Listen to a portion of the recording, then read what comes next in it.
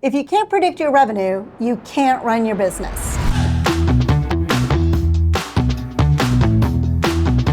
Sales forecasting is predicting your future revenue, whether through subscriptions, hourly billing, unit sales, or just direct revenue estimates. It's essential for planning, also managing your cash flow, and aligning your goals with reality. Don't worry about taking notes. Everything's captured in the article below. So let's dive in. The first thing you need to understand is choosing the right forecasting method for your business model. I'm going to demonstrate this in LivePlan, and as we go through it, you'll see how the platform actually walks you through these exact principles we're about to cover.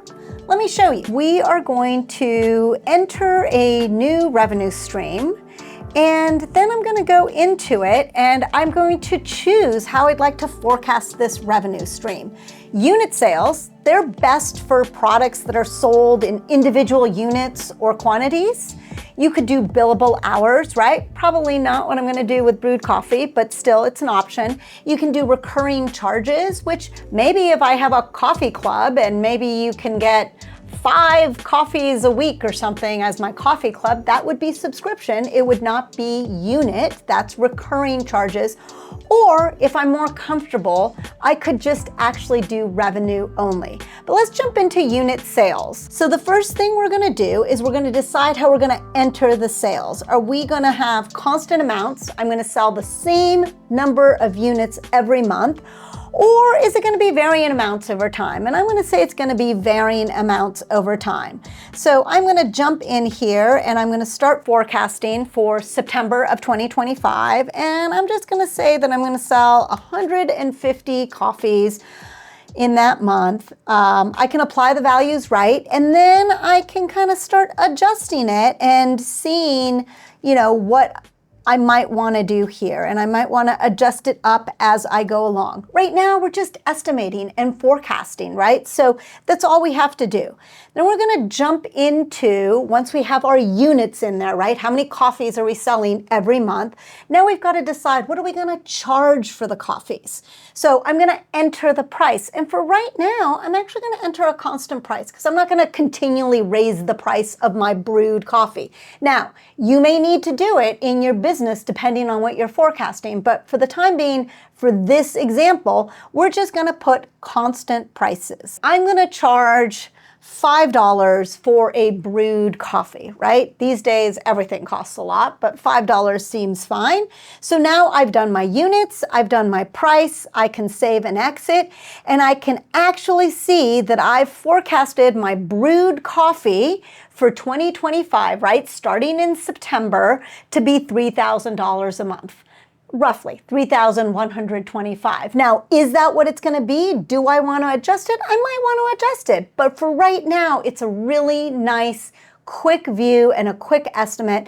I've also been able to forecast year 2, and you can see that I've put in that forecast of $9,175. And I haven't quite finessed my year 3, but that's in there as well. And this is what's great about using a product like LivePlan. You don't have to, you could use a spreadsheet, but this helps you figure out that business model and walks you through everything, right? The units-based modeling is perfect for physical products. Lets you see it, lets you play with it. Now, what if we wanted to add a revenue stream in a different kind of business model? Maybe I'm adding something that's in billable hours, right? I don't know what it would be for a coffee shop, but let's say there's a coffee connoisseur that can come and serve coffee at your breakfast meeting. So I'm gonna put that in here. We'll call it a coffee consultant, right? And we're gonna enter that. And now that we have it, we're gonna choose billable hours. For billable hours, really similar to how you did it in units, but instead of those units, those coffees, you're actually billing hours. That consultant's gonna come, they're gonna be there for 3 hours, they're gonna do a coffee tasting, and we're doing it in billable hours. It's gonna show us how many hours we're gonna bill, and we can do that in LivePlan, again, varying amounts over time. You're gonna want a monthly, hourly forecast. How many hours in a month can I sell? Once you get that in there, and once again, I'm gonna do it for September, let's say I think we can sell 100 hours a month, And I'm going to apply those values right, and maybe I'm going to adjust a little bit. December, there's going to be lots of corporate parties, so we're going to do 150 hours in December.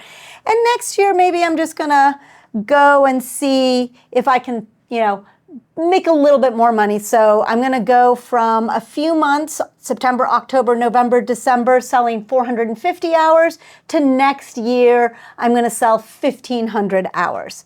Now, once that's there, I am able to go in and actually add the price per hour. So just like with the units, I'm going to pick a constant amount. I'm not going to change the price per hour, but I'm going to say that our coffee connoisseur is going to cost $40 per hour. And that's going to be in that monthly view. And now I've created my forecast for my coffee consultant. And my coffee consultant is going to bring in $18,000 in 2026 and $60,000 in 2027. Now, what if we wanted to do a new forecast item and we wanted some sort of subscription, right? Maybe I want a coffee club. And if you join my coffee club, every month I'm going to mail you a box, and it's going to have 4 different kinds of beans, maybe 1-pound bags. So you get 4 pounds of coffee every month. Maybe we're also going to throw in some cool accessories so that you can make different kinds of coffee, espresso, drip, things like that. So that is my subscription business. So now I'm doing recurring charges. And I'm going to start again, and I'm going to say, well, I'm not going to start this until January of 2026. We're already in September.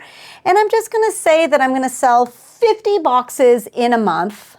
And then I'm going to say that I'm going to charge for these boxes. If you think about 1 pound of coffee these days, it's costing, let's say, $25, right? And these are 4 pounds. So coffee itself is going to be about $100. Really just estimating this. So I'm going to say that it's a $200 a month subscription because you get 4 pounds of coffee plus all these other things, right? Then I'm going to have to figure out my churn rate. How many people are going to cancel? Now, that sounds difficult. You don't have to freak out. You can just Google subscription box churn rate, and you're going to get some great numbers that you can just put in. This is a forecast, right? We're just seeing what happens here. So I'm going to put 10% because I've Googled this before and I know what the churn rate is.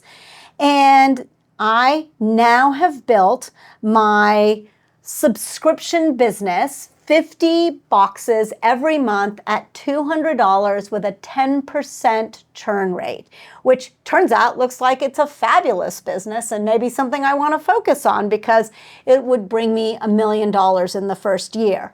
Now, of course, the cost of goods for that would be pretty high, but you get the idea here.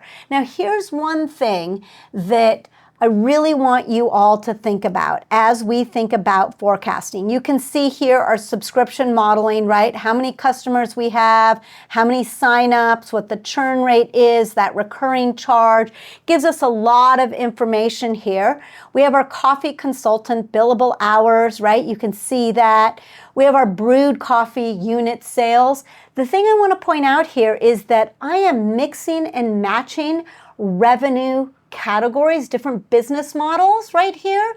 And that's okay. And that often happens. Now, you may run a business that's all units. You may run a business that's all billable hours, right? It's all about what fits your business. And the super cool thing is once you get this revenue forecast together, and particularly in a product like LivePlan, you can go back and I can easily adjust and I can say, wow, my brewed coffees, I probably should be selling a whole lot more than 150. That seems really low. What happens if I sell 250? And then what happens if I grow this a significant amount, 300% next year, right? Because of how I'm growing things. What does that look like? And what does it look like for my business? And you can see here that I've put this into LivePlan and I've done some growth rates and I can see what that's going to do. I'm going to keep the unit prices the same, right? Because I'm still selling it for $5, But now I can see the difference, and you can see right now my brewed coffee, I went from $3,000 to $9,000 to $9,000, and now I'm actually making $5,000 the first year, $33,000 the next year, and $36,300 the third year. So that's the really cool thing about revenue forecasting and using a product like LivePlan to do that. So you can mix methods, right? You saw that. You can sell t-shirts by unit, you can build training by the hour. We've talked about that. Of course, the easiest way to handle all the forecasting methods we just went over is with a tool built for the job. We've got a special offer for 50% off your first month of LivePlan Premium in the description below. Now let's talk scope. This is where entrepreneurs get overwhelmed. This is what happens if you've got your whole forecast in a tool like LivePlan. You can see that I've got monthly detail for the first year of my plan, right? And then as I go into my year 2, I have a choice. I can decide to have monthly detail for years 1 and 2, and then annual views for the other years, right? So then I can see my fiscal year 2025 and my fiscal year 2026 in annual, and my year that I'm finishing up would be in monthlies. So it's all about how you want to set the scope, how much you want to forecast. If this is a brand new business, you probably just want monthlies in year 1, and then you're going to want to do annuals for the rest of your plan because you don't know as much in a startup and you don't know what's going to happen, and you're going to learn along the way. The other thing that's super cool is if you build a forecast, you can actually manage your business to that forecast. And as you run your business, you're going to actually get a chance to compare what actually happened to what you forecasted. And if you look at plan versus actuals, it helps you make decisions, right? So we're going to do that right now. I'm going to come in LivePlan and I'm going to look at the actuals plus the forecast here. So I'm actually going to get a viewpoint into what's actually happening in my business. And you can see that over here to the left of August is all actuals. And I can see what happened in fiscal year 2025. We actually made $1.1 million, a little over $1.1 million, even though I only forecasted just over $1 million. So why? How come we did better? Well, this is super cool because you can kind of go in there and see in this particular business, it's a gym that runs a whole bunch of different kinds of programs for kids, for adults, swim teams. So you can see camps and clinics. Well, we forecasted 73,000, but we made 104. So we were up 42%. That's an extra $31,000. You can see that in private coaching, we are up $73,000. So we're getting close to that delta, right? We can also see in events that we're up 39%. Now, there's a few other places where we were down, right? So it's a little bit of mix of some places that we did better and then some places like in membership we were slightly down, but that's okay, right? We made up for it. But now I have the data for those decisions, right? Now I know, wow, better lean into those camps and clinics, and maybe I need to do some more analysis to find out why my club membership is down. I have information. That information leads to better decisions. So forecast in detail for year 1, simplify for years 2 and 3, particularly if you're a startup or if you've never forecasted before. Choose categories based on your most important business drivers when you're forecasting your revenue. And here's the most crucial part. The variances between plan and actual are going to tell you everything, what you planned, what you made, and why the gap exists. And the why the gap exists is the most important part. That's where the real business intelligence lives. Remember, forecasting isn't fortune telling. We'd love it to be, but that's not what it is. It's about making informed, flexible estimates that guide better decisions. Like, comment, subscribe. I hope to see you next time.